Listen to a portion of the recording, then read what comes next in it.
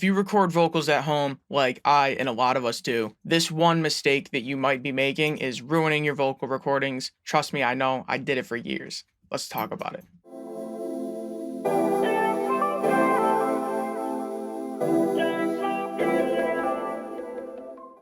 Yo, what's good, guys? Inswain with Inswain Audio. Welcome back here. If you're new, subscribe and stick around because I drop a banger video like this every single day. You don't want to miss out on this information. Anyways, what is it? Let's spoil it right off the bat. That is recording in a closet. Recording in a closet is probably causing a low mid buildup in your recordings, around 400 to 700-ish, roughly speaking. It depends on each closet and recording. It's causing a huge boominess buildup that is either ruining your recordings or causing you to have to EQ so much that your vocals are then thin. There's no like sweet spot that you can find. And I know because I made this mistake for years. I had a setup in a closet. I got the foam panels, treated it how I thought I should, and that does help. That does reduce the room reflections or the closet reflections, but there's a boominess from being in a small area. Put your hands up like this and listen to how your voice sounds. It's boomy. There's a lot of low mids.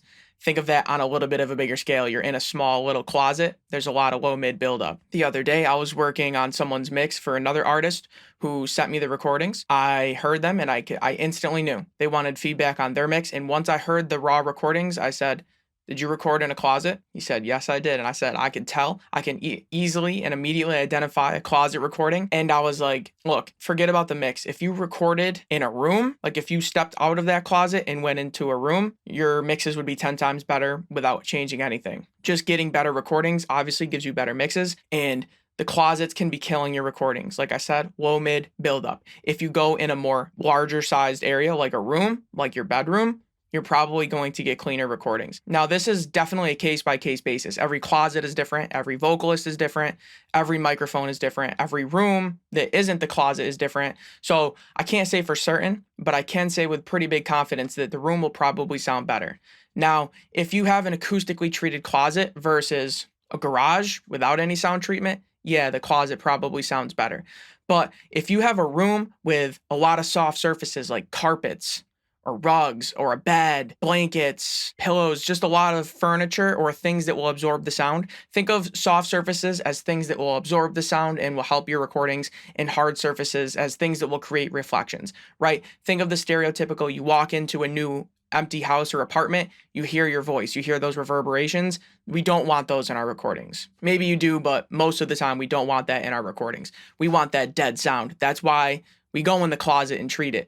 But imagine if we could go in our room where there's carpets, like I said, furniture, that's doing a lot of absorption for us. Not exactly sound treatment, but you can think of it as a rough sound treatment. That's doing all the absorption, but it's in an open area where we're not getting that low mid buildup. So if you have a room like a bedroom that's a little bit bigger than the closet, but has enough soft surfaces to where there's not reverberation, if you clap your hands, you don't hear like an echo, delay, reverb, that's probably going to give you better recordings than the closet will. So try it out. Try to take your microphone out of the closet, put it in your bedroom or living room, whatever room has a lot of treatment. Probably not a bathroom, right? Because there's usually not carpet.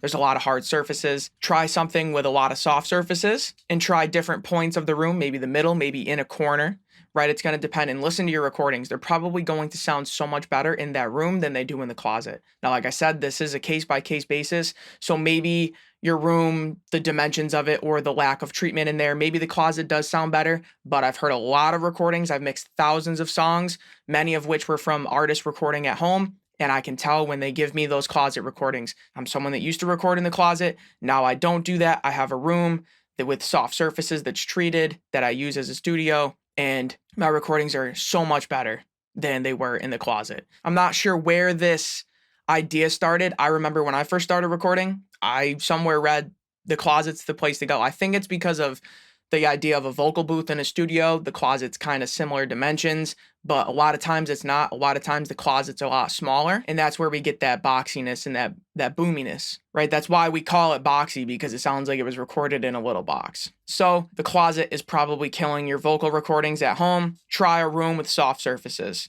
Like I said, it's a case by case. Maybe the closet's better, but give it a shot. You never know. And let me know down in the comments below what you found, what works for you. Where do you record? If you could, throw me a like, throw me a subscribe. I drop a video every day. I'm going to see y'all tomorrow anyways. You might as well just get it over with today. Inswain with Inswain Audio. Peace.